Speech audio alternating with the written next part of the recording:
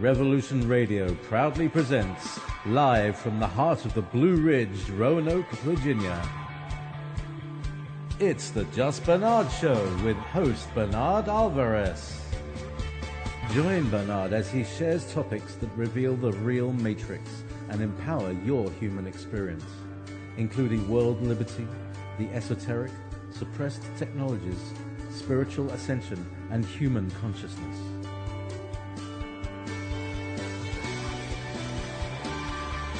Humanity has awakened, and our time has come to realize our full potential.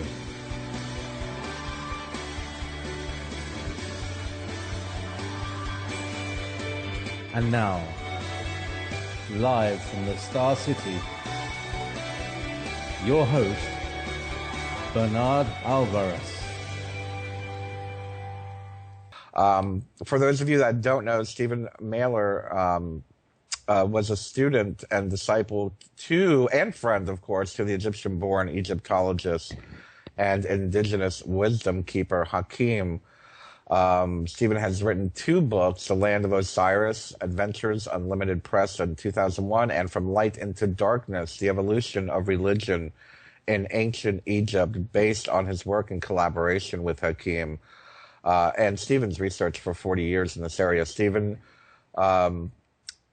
is, well, this is an old bio, I hope I'm correct, he'll correct me, currently the director of research of his own Land of Osiris research project, and he leads tours in Egypt as well. So let's go ahead and call Stephen into the show now.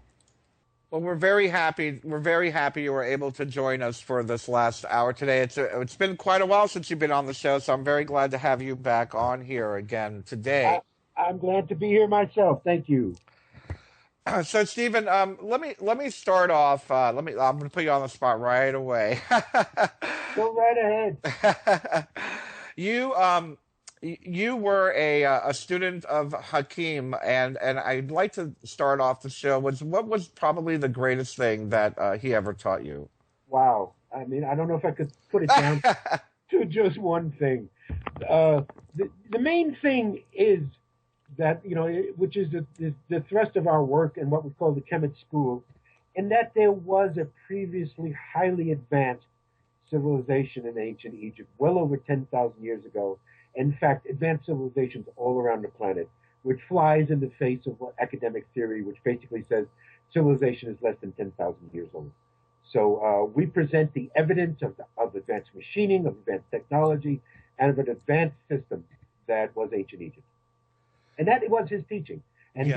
He had this system. I was the one who worked with him and just put the title on it. So we call it Kemetology as opposed to Egyptology, because Egypt is basically a Greek word. Kemet, Chem, Alchem was the ancient civilization. So it's called Kemetology. So basically that was his gift to all of us, a teaching that has been for thousands of years and will continue on. That's wonderful to hear. And let me ask you, as far as the teaching, because so many of us who are drawn to mysticism, especially Egyptian mysticism, is it fair to say that there was a point where perhaps it became quote unquote Egyptology versus the true Kemetology?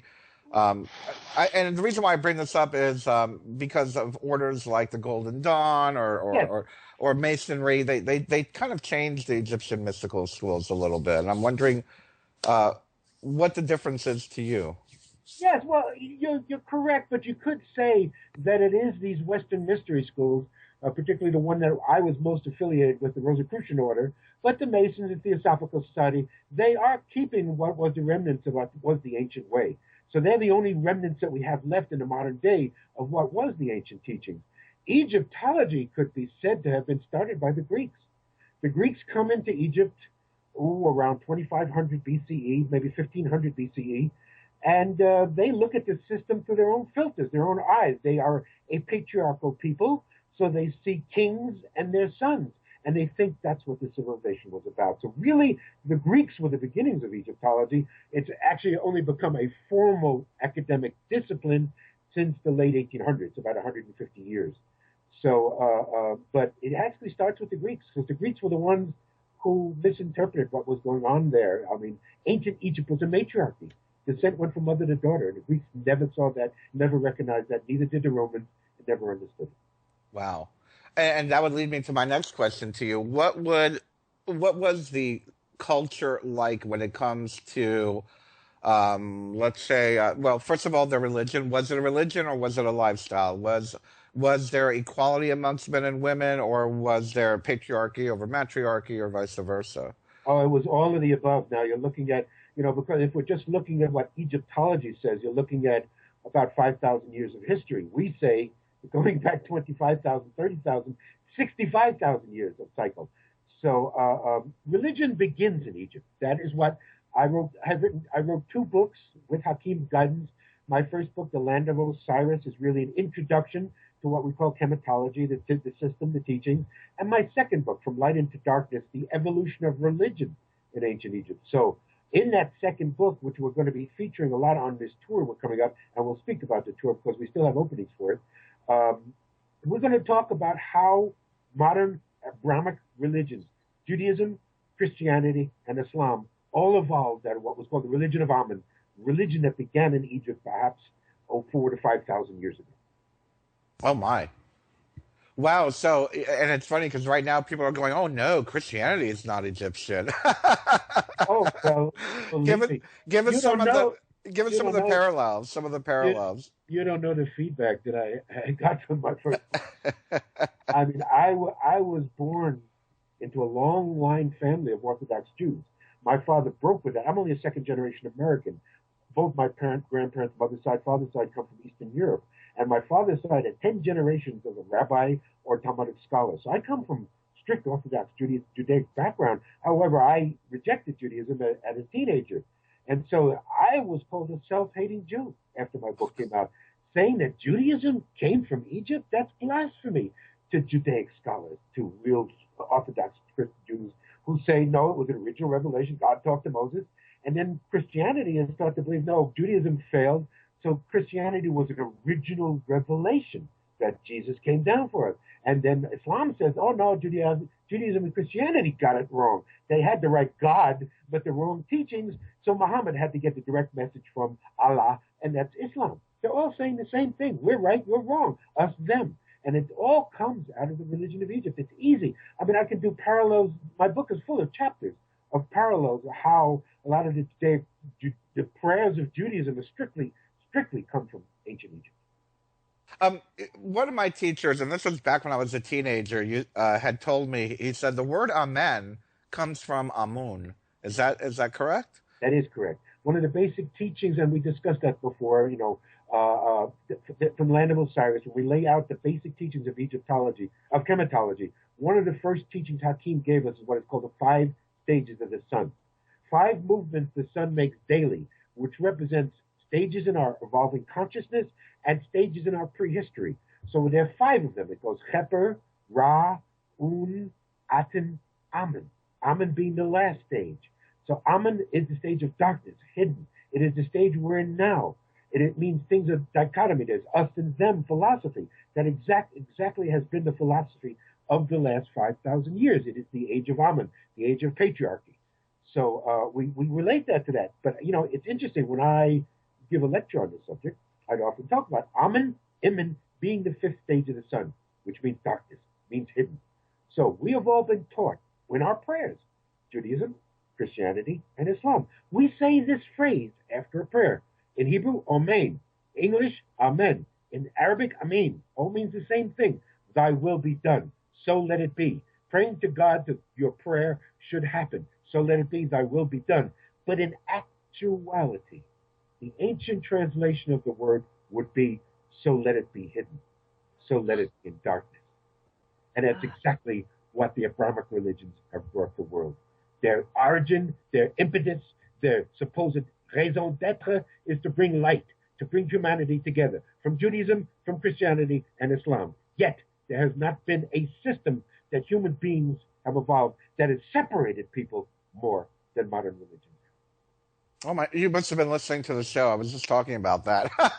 No, I mean, it just must have led into that. I mean, again, through Hakim, We broke down the origin of the word. Now, there are many root words which scholars say the word religion comes from, but we chose the Latin root religare, and it means to bring together, to bind back together. So Hakim would always say, that means it's intimating that people were not together before religion was evolved. People were scattered. That's what religion wants us to believe, that religion came to bring people together. And then there's the caveat, which is put on in the Abrahamic religion, in Judaism, Christianity, and Islam, that religiosity meant to bind back together to God. God gets instituted there. The original translation has nothing to do with God, just to bind together, to bring together. Yet, it is that system, as you have mentioned, as I've mentioned, that has been more responsible for separation of people. Look at the world today. Look at it today. Everybody now is going on the internet, on Facebook, everywhere saying, oh no, the real purpose of Judaism, Christianity, and Islam are to bring people together. We're just looking at these as extremists in the world, these extremists in all religion, extremists in Christianity who created the Italian and Spanish Crusades, extremists in Judaism who deny people and say that you can deny someone if they're a Jew, extremists in Islam. We don't have to go any further there. So, I mean, what fruit these religions have brought? It is the dichotomy, it is the separation in the world today. They have not accomplished what each one's main goal was, to bring people together as one. They've all failed miserably. I couldn't agree with you more, Stephen. Absolutely, absolutely, absolutely. Last time, and this goes with what you're talking about now, last time I had Patricia Awyan on the show, she had mentioned a group called the Hanuti. And I don't remember what her answer was, but I'm going to ask you what I asked her. Are the quote-unquote the Hanuti, is that what we're calling in modern terms the Illuminati or the global elite? Are these the ones? You could say that. Let me go exactly how Hakim translated. Yes. Hakim gave us a little story, how he explained how religion came to be in the modern day. He would say, prior to 10,000 years ago, prior to this age, there was no religion. People had spirituality. And one of the main things I do in my second book, From Light into Darkness, is make a clear distinction between the words spirituality and religion. It is not done so in academia. Academia teaches us that we have always been hardwired for religion. We've always had religion. I deny that categorically. We may be hardwired for spirituality, but not for religion. In previous to 12,000 years ago, there were no priests, there were no religion, there was no concept of God. So Hakim tells us this story. Way back in the dim myths of prehistory, people all had a personal experience with the divine. Everybody was spiritual, there were spiritual practices. So there would be a place where people would come to energize themselves. Now he would describe it as two rocks, like two eggs laying together with running water underneath it. And this is the secret to our work. What we call a vortex, a power place, an important key element on the earth where energies converge, always has three things present: a source of underground running water, a natural source of crystal, and what is called igneous or volcanic stone, which is high crystalline content. It is the water running acting with crystalline could create the electromagnetic field that gives us what we feel at a power place, like the Giza Plateau, like Machu Picchu, like Sedona. All these places in the world where people go to energize themselves are this. So this was a center point. This was two rocks together, running water. People would go to energize themselves. So there comes a time now when we're talking about the waning of the senses, when we have the previous cycle to the one we're in now, which is called Aten, the highest flowering of the senses, and people were starting to lose their consciousness, starting to lose their senses. There were a group of people, we can call them the early shamans. Those that did practices, whether they were breathing practices, whether they would use psychoactive plants, plant helpers, as they were called by Don Juan, etc., using different mechanisms, different practices to keep their consciousness high while everyone else was waning. They decided one day to go in front of these rocks where everybody would stand to energize themselves, and they drew a line. And they told the people, all the rest of you, you must stand behind it. Line up. Only we, the shamans, whoever they were called then, only we have a direct touch to the divine. You must we're the only ones now that can go beyond the line and be by the stone.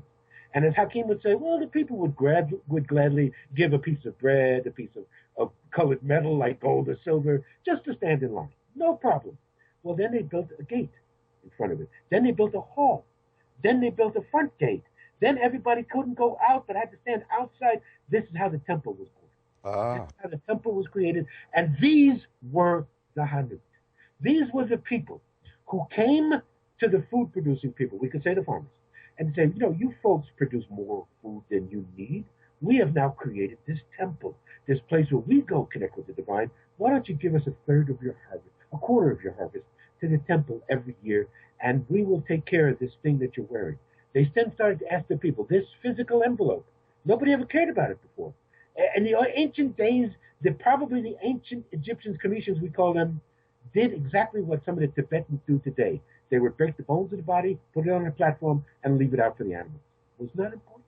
But here these people coming to them say, have you ever wondered what happened to this thing when we drop it? Nobody ever thought about that. And they said, no, we never did. But what does happen? And they told them, we will take care of it. We will protect it. We will preserve it. We will do prayers for you. We will guarantee that you could come back. Give us more money to the temple. These were the Hanut. The original translation of Hanut means funerary priest. So here we say, how religion came to be was by creating the concept of death. Religion was the first profession, not prostitution. Religion. And it was based around the concept of death. They sold the people a bill of goods. You don't know what happens to this thing when you drop it. We'll take care of it. We'll mummify it. We'll preserve it. You can come back to it. We'll do magical prayers. We'll do all these things. We'll build an elaborate tomb for it. We'll build a house of the dead. We'll do elaborate things. And people said, okay, and they gave the money. This is the Hanut. How we translate Hanuti today, Hanuti being plural, fits into what you're saying. How we would translate Hanut today is anyone who exploits or uses another human being or any element of life itself for their own selfish purposes. These are the Koch brothers. These are the Bilderbergers. This is the global elite. This is the Illuminati, if you want to call them that. This is those that think they can take it with them. Those that think that they're not going to reach karma in their own, that they don't have judgment somehow on the other side, et cetera, et cetera. But this is the Hanut. So the Hanut are those that exploited, controlled the people. The original Hanuti created religion around the concept of death. There was no concept of death. In fact, Hakim told us there was no word death in the ancient Kemetian language. It was said to west or westing. So this is why when we talk about my beloved Abd'El Hakim, we say he wested in August of 2000. Exactly, and I was going to just bring up that topic of westing. They did not believe in death. That westing meant, I guess, west was where the sun would set. Exactly. That's where the body goes when the sun west to the west. And the land of the west became, when the Hanuti then created religion, the land of the west became where you buried the dead. So you buried the dead on the west bank of the Nile, which became Saqqara, became a necropoli, which originally was an active living site, a healing site, but it became a cemetery. So all the cemeteries were always on the west bank. That's where the Valley of the Kings is in Egypt, on the west bank. So going to the west is where you go when you drop the body. So that concept stayed, but there was no word death in the ancient language. So there was no dichotomy like we have today. There's life on one hand, death on the other. No, it was all life. It was all life. And to the ancients, there was no beginning. There was no Big Bang theory. There was no beginning. There was no end. It's just a continual process of cycles, never-ending cycles. And that's what Hakim told. So in that case, that brings up another, I guess, observance that if all of these mummies and all these pharaohs that went through these elaborate burials and whatnot, I guess they fell for the Hanut scheme? Is that what we're saying here? It was what became the dynastic period of Egypt, which is what people think is Egypt, of course it was not, was an unholy alliance, which still exists today, between ruling, powerful warrior families and the priesthood. As I've just told in another interview I just did, as I tell in every interview I do, people have to get rid of this concept of the pharaoh did this, the pharaoh did that. First of all, pharaoh is not even the correct word. There were no male pharaohs. The word pharaoh comes from the Kemetian term per mean house, high, the house, high house was the woman's house. Descent went from mother to daughter. There never were any male pharaohs. But there was this person who was put up on the wall, a supposed king. Who was that? It was the family that made the deal with the priesthood. Ancient Egypt was a theocracy. The priests ran everything, not most of what we call the kings that we see statues of, that we see all these elaborate stories, these elaborate tombs from, were just figureheads. There are certain individuals who speak out to us in history. One we're going to be discussing on our tour, which has to do with this idea of religion, was a man who changed his title to Akhenaten from Amenhotep. He was unique, and he was unique as the male head. But most of them were just figureheads. The priests ran everything. This was a theocracy. So, as we have today, religion, and the ruling families in cahoots. I was just going to make the parallel of the president is the figurehead, but we really have a quote unquote capitalist priesthood working behind him. We have the billionaires who are running the world. Yes. The billionaires, and the billionaires may appear to be, irreligious and atheists and all that. They are in league with the heads of religion. They are in league with the war machine that is the world today. Why there are fundamentalist Muslims doing what they do, it has nothing to do with Islam. It has everything to do that war is the biggest hanuti business today. And that's a very good observation, and thank you for saying that here, because that's probably one of my greatest arguments with those who believe that the president is in charge or believe that all of these things we see on the media are true or whatnot. They are basically orchestrated by the quote unquote, I guess, the wealthiest families, as you said. Exactly. You call it the global elite. That's what I like to be. The term a lot of people like today, the global elite. Something like 25 to 250 families run the world. Okay, so we hear a lot here in the conspiracy world. I mentioned that you were a part of the Rosicrucians. So like, oh, he was a Rosicrucian. They're a part of the Illuminati and blah blah blah. But the reality of it is, these global elites, what is their religion? Do we know if they have one? Are they involved in ancient mysticism that we're describing here? Are they involved in Rosicrucianism? Yes, they've influenced. Again, it is the age of Amon. For the last 5,000 years, we have been in this age of Amon, darkness, separation. We're coming out of it. We're coming into a new age of Cheper, a new dawn, an awakening, Hakim called it. That was the reason he released these teachings to the West. The old ways are going, but they're still hanging on. So yes, what is their religion? Their religion is money. Their religion is profit. Capitalism is their religion. Yeah. But they influence, they pretend they go to church on Sundays, they pretend they're good Christians or Jews or whatever, and they pretend that they're into the religion. But the religion has totally been corrupted and obfuscated by these individuals, so that religion does not have its meaning today that it once had. Sure, you can be a religious person, you can be a spiritual person, but organized religion today is totally controlled by the global elite. And there, again, the word I use, cahoots, nobody even knows the origin of this word. Hakim did. He said the original term was kahanut. It means to be working with the hanuti. That's what the word cahoots means. Yes, that makes sense. In league with the Hanut. So let me give you and your audience a piece of information. Illuminati. The man's name was Adam Weishaupt. He was a scientist. He was an intellect. He was an intellectual.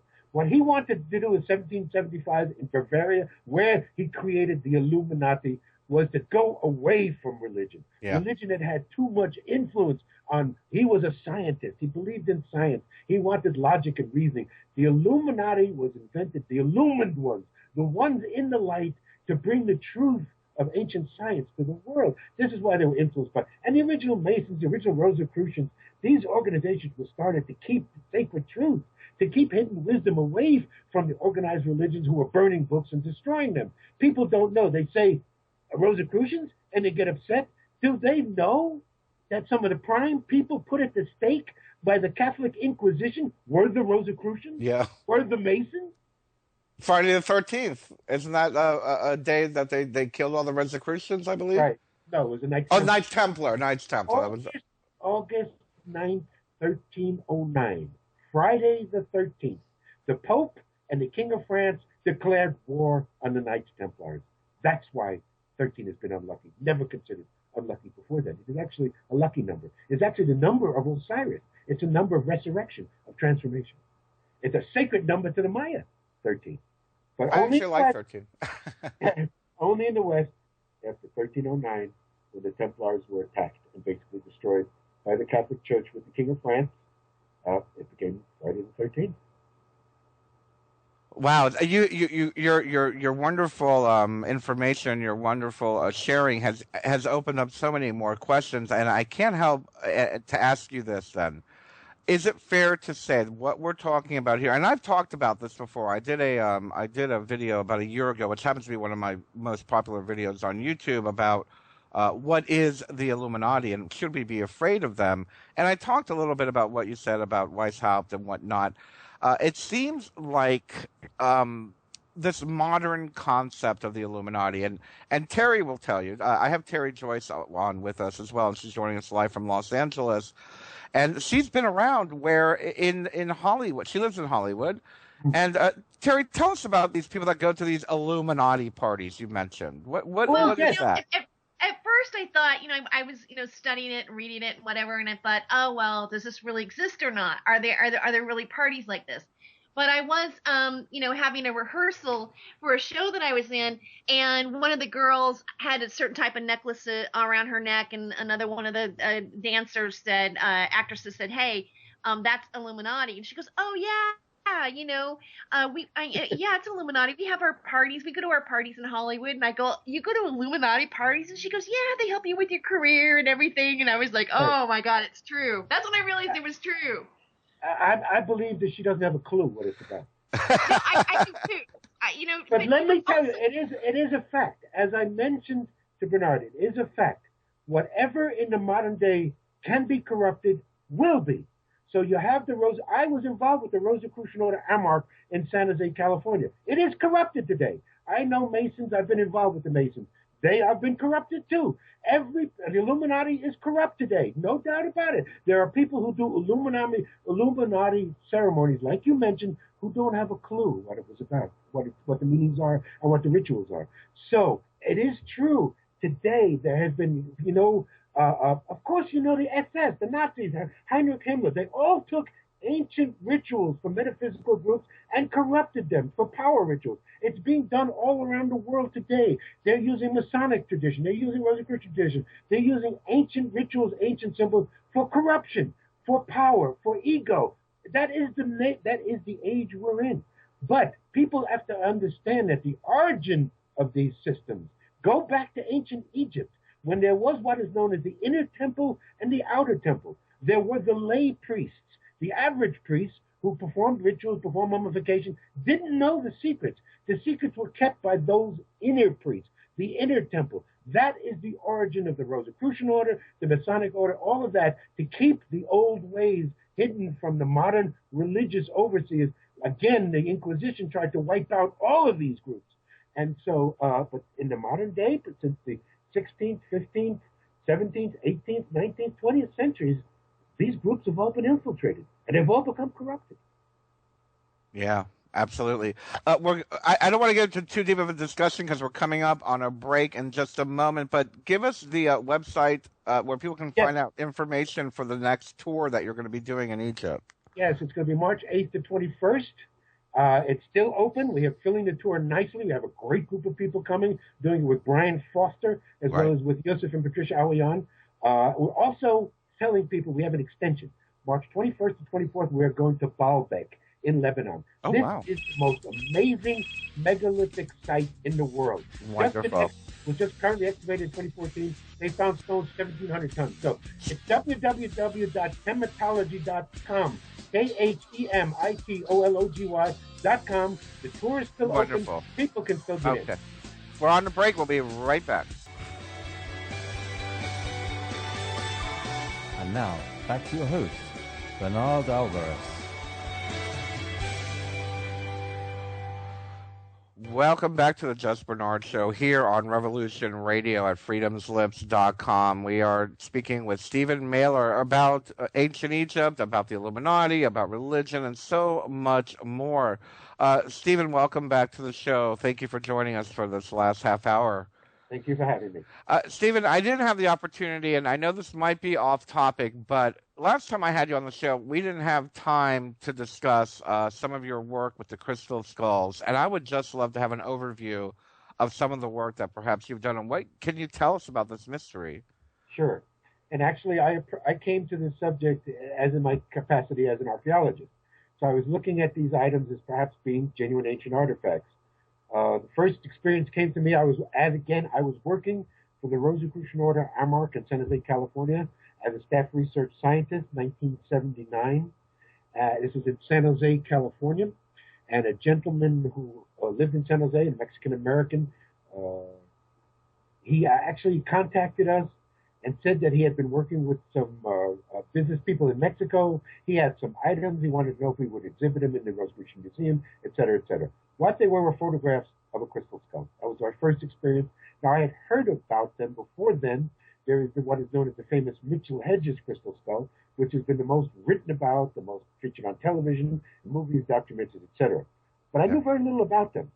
So we arranged for this gentleman to actually bring the crystal skull in to the Rosicrucian Order Research Lab, and this was in January of 1980. It's a long time ago now, and that was my first experience with a crystal skull. We later learned that this crystal skull was called the Mayan crystal skull.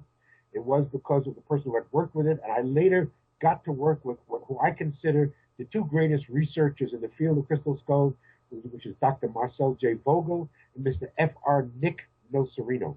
Nick Nocerino was one of the most outstanding metaphysicians of the 20th century. He was known for a lot of things besides crystal skulls. He was actually an expert on crystal itself. And he was the one who had worked with the skull. Some of his people had seen Mayan scenes in it, and so they called it the Mayan crystal skull. So from there, it took off for me. I got to work with a bunch of different skulls. I got to meet the gentleman who claimed to be a Mayan priest who was bringing these things into the country. And many, in the intervening years, I've seen many crystal skulls. Written a book with David Hatcher Childress called Crystal Skulls, Astonishing Portals to Man's Past. Came out in 2008, Adventures Unlimited Press. And so basically, my opinion, interestingly enough, I was just recently contacted by a gentleman who was very rude and dismissive to me, who was quoting an article that had just come out in some obscure scientific journal by a woman I'd never heard of, basically saying and repeating, parroting, what is the academic stance? In academia today, particularly through the Smithsonian, who has tested a few of these skulls, you will hear the terms, they are all modern fakes. All of these crystal skulls were carved in the 20th century or 19th century. They're all modern fakes. And this is what this article was about. So immediately I knew that this was a person who had not done the research, as I had. I can name at least 5 to 8 that I've seen, which are general ancient artifacts. Now, how we did, again, we lean on the work of Nick Nocerino. He was the master of the field. He came up with the system of how to test them, and he came up with the system of how to classify them. So we classify the crystal skulls into 3 categories. 1, crystal skull that has been carved within the last 100 years, which again is what academia says is all of them. We call them modern, contemporary skulls. Ones that we say are a couple of 100 years old, we say they're old crystal skulls. Nick Nocerino put the cutoff point, and it is what we use, of 1,000 years ago. If a piece of crystal has been carved into a shape of a skull over 1,000 years ago, we say is an ancient crystal skull. So I've seen at least 5 to as many as 10, which may be ancient. Nick said he saw as many as 18, which he would have classified as ancient skulls. So there were ancient civilizations, which I've isolated down to some being the Maya, the Olmec, and modern Aztec, who venerated crystal skulls, and the ancient Tibetans, interestingly enough, and they carved it. There are many that are old, many that have been carved in the last couple of 100 years, which have been purported to be ancient and are not.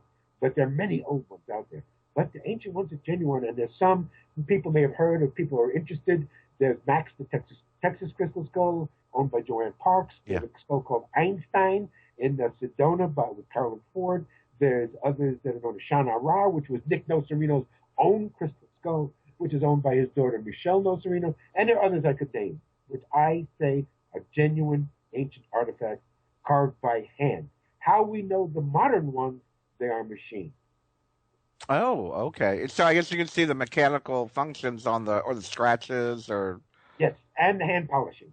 Easy to see when a skull has been machine polished, and they are with what we call something that is machined. And we see this in ancient Egypt. This is ironic because it's the opposite of what we're talking about. When we're talking about the most ancient artifacts, statues, faces in ancient Egypt, they're machined. This is ancient machining over 10,000 years ago. So It's the opposite with the crystal skulls. The ancient ones were done by hand. Why? because it was the intent of the carver was placed in the skull. The ancient ones were carved by great shamans, great crystal carvers who put their intent, their consciousness into the skull. That's the difference between the ancient ones and modern ones. We tell people all crystal is ancient.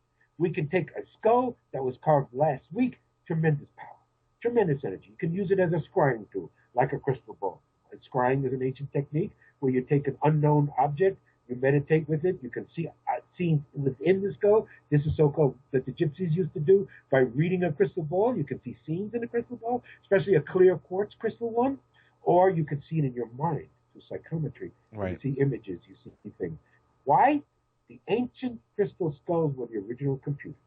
I can give you the scientific explanation how quartz crystal stores energy, stores information. They store information. A crystal skull will record the energy of every person that comes near it. It will record every event that it witnesses, is captured within the skull.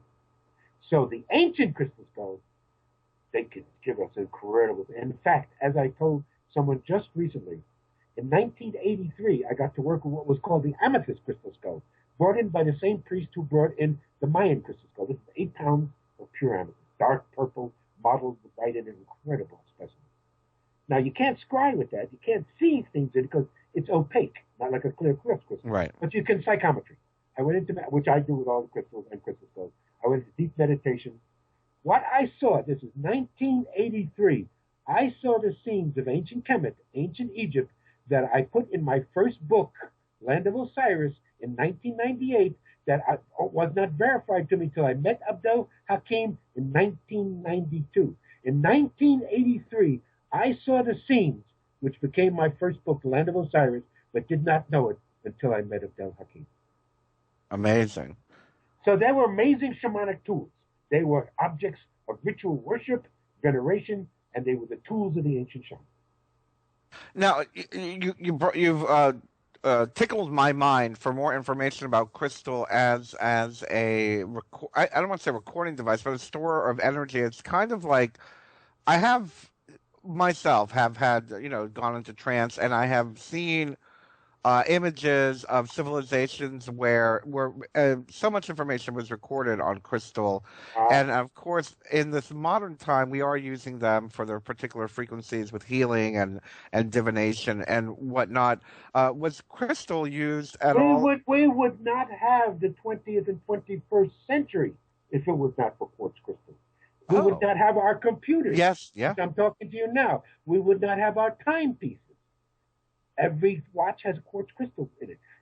Quartz has the amazing natural ability to what is called piezoelectric. You squeeze a piece of quartz, it produces an electric charge. Quartz can take an incoherent electric charge and make it coherent. It can work as a step up or step down generator. Scientific theory proposed by Dr. Marcel J. Vogel, Vogel. Google his name. He was a PhD in chemistry. His PhD was in liquid crystals. So he proposed this scientific theory. It is valid today.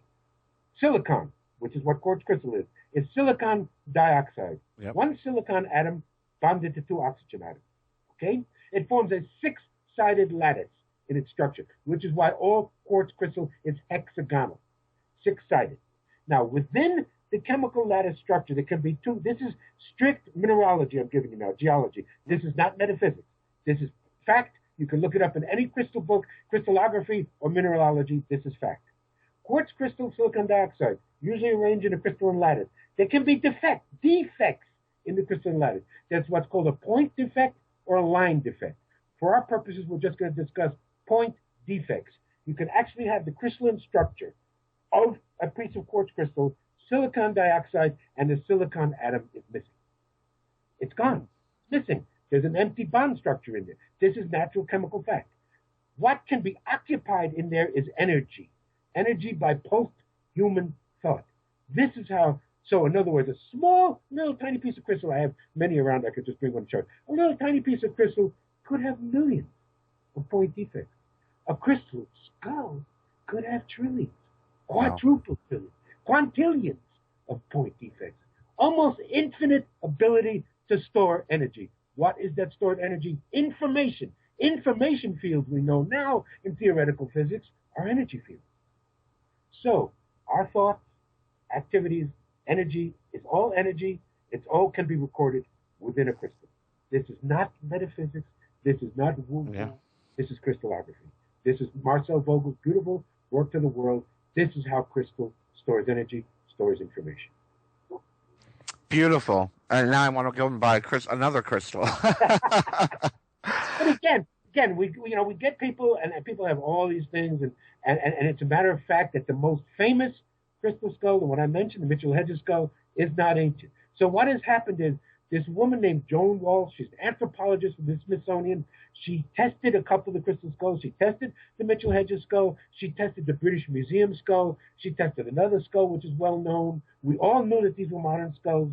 I knew, Nick Del Sereno always told me the Mitchell-Hedges skull was not an ancient skull. It was carved in the early part of the 20th century. So she found under scanning electron microscopy, which is how you look at these things, you find metal tool marks. Metal tool marks, or you find evidence of a wheel that was used to make the teeth. This is modern carving, modern machining. So she found a couple of these. So she made the pronouncement, they are all phony. They are all modern. She didn't test the skulls. We tested. When they brought Shana Ra and Max, the two I spoke about, to the British Museum in 1996, along with the British Museum skull, another skull that the Smithsonian had, they tested those other skulls. They said they were fake. We know we can find the tool marks. When it came to Max and Shana Ra, when they came back with their conclusions, they said no comment. What kind of a scientific conclusion is that? Oh. Either you found evidence that there were modern tool marks, or you didn't find evidence there were modern tool marks. Why couldn't they be honest? They couldn't, because it destroyed their little paradigm. So they just said no comment. So it's fair to say Max has no modern tool marks. No doubt about it. That Max has been looked at by world-renowned geologist Robert Schoch, who is the one who's been involved with redating the Sphinx. That the Sphinx has to be much older than they say it is because of the water-based erosion around the Sphinx. The Sphinx is 54,000 years old, according to Hakim. But at least Robert Schoch would say it has to be over than 10,000 years for that type of erosion. So Robert Schoch looked at Max. He said Max is made of 5 different pieces of quartz that are fused together. He said if Max had been involved with any kind of modern tool mark, modern carving, those 5 pieces would have come apart. Mark is hand carved, without a doubt. So this is amazing as far as like the technology that was available in order to carve Max and to bring it back over to the land of Egypt. You at the beginning of the show you were talking about the technology that was available that we're not aware of, and the tools that we use, the technology used to build these crystal skulls, and the technology used again different. Again, the crystal skulls were carved by hand. So you're looking at a diamond grit. Some type of tool that had to have diamond tip marks, or quartz crystal, which is the same thing we use this in Egypt. Quartz crystal is 7 to 7.5 on the Mohs scale, MOHS, the scale that geology or mineralogy uses to rate the hardness of stone. Diamond 10, carborundum 9, ruby 9, 10, quartz 7. So to cut the stone we see, like cut quartz crystal, you have to have something as hard or harder. What we see in Egypt is the stone that the ancient people used was highly crystalline. The rose granite found in Egypt was favored by the ancient Khemeticians, is 45 to 55% rose quartz crystal. Really? So wow. Cut it. It's not the feldspar. It's not the substrate that you have to worry about cutting. You have to cut the quartz. So the only thing we see today, diamond tools. Or we see some type of ultrasonic machining, impact machining that they use to alter the crystal, alter the physics of the stone to make it softer to cut. But Egyptology tells us this was a Bronze Age culture. In fact, during the Old Kingdom, when they say the pyramids were built, they had only copper. Copper cannot cut granite. I can't tell you how many times I have to argue with people on Facebook and on the internet. Say, oh, they can anneal copper today so it can cut granite. Show me a video. Show me an example. Nobody. Everybody says it can be done. Nobody can do it. It can't be done. It had to be done with advanced machining, with advanced techniques, perhaps diamond tool marks, something to cut the quartz. It had to be as hard as quartz or harder. And the dynastic people, the Egyptians, did not have the tools. Now, I have a theory. I'll say a theory, and I'll just throw it out here just for fun's sake. Right ahead. I've always felt, and I think it probably comes from speaking with Gary Evans so much about sound, that perhaps sound was used. Could sound break No, perhaps. sound? No, perhaps. When I first started to work with Hakim, because of my background, I had 3 degrees in the sciences, was already a credentialed archaeologist. He wanted me to concentrate on 2 things: water and sound. Oh. The knowledge that the ancients had and the interplay of both. Acoustic, they had an acoustic science that we can only approach today. Sound was used to cut, shape, lift stone. They used sound to produce anti-gravity fields. The only way they could work with this way. Hakim would always say to every tour group we'd bring, the only way to work with these weights is to deal with the gravity.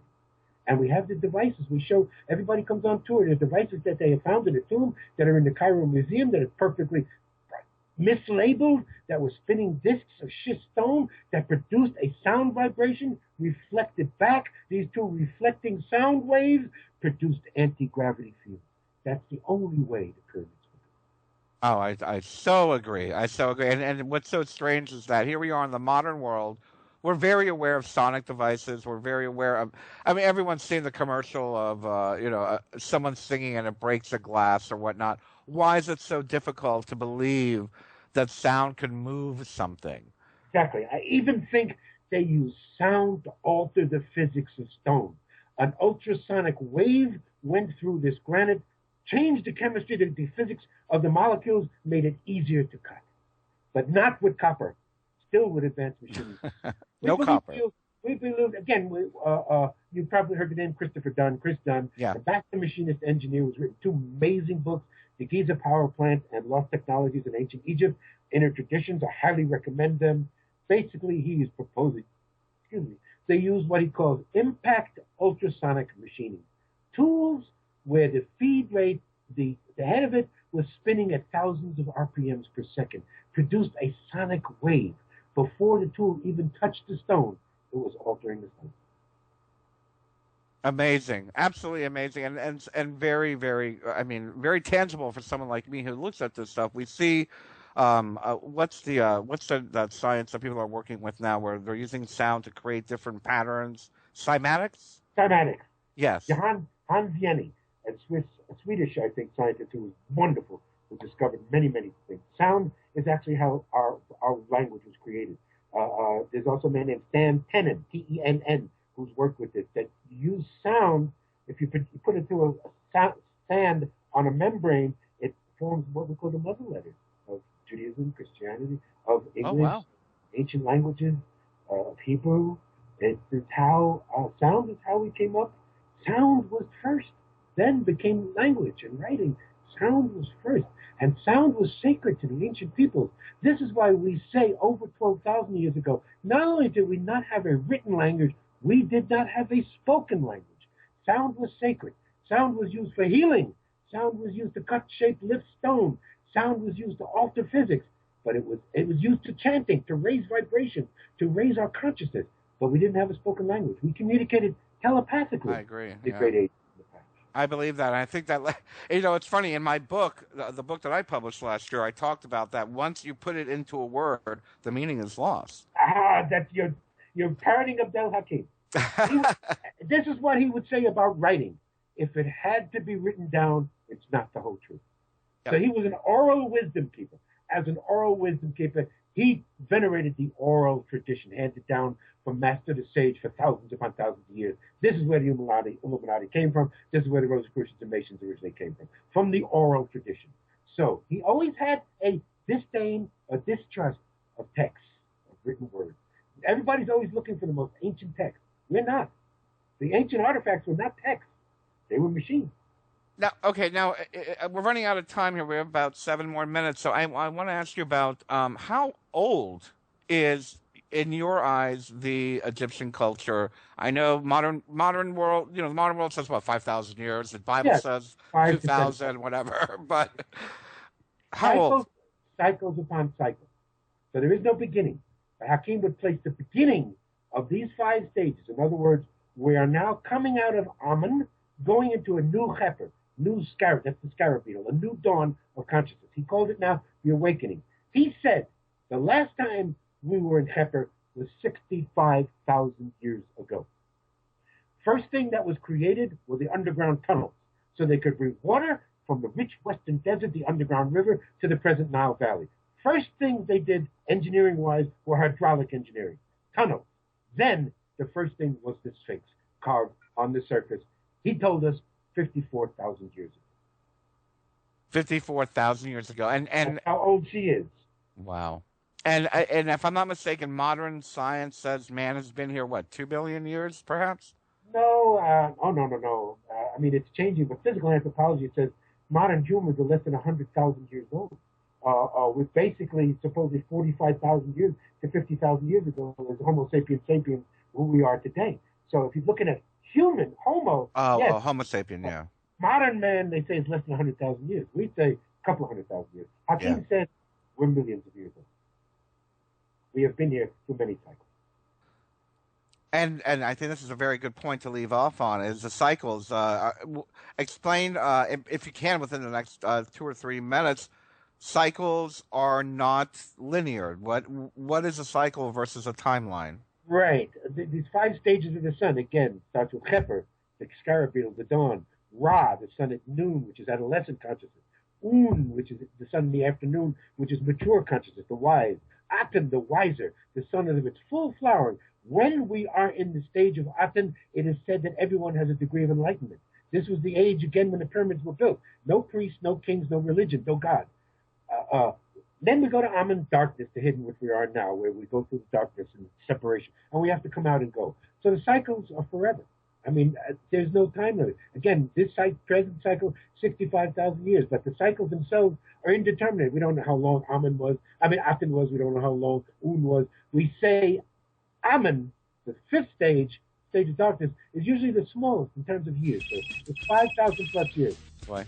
Well, we are out of time, I'm sad to say. I want to thank you so much for joining us, Stephen. Everybody, we will be back again next week, of course, here on Revolution Radio. We love you and have a wonderful week. Thank you, Terry. Thank you, Treva. Thank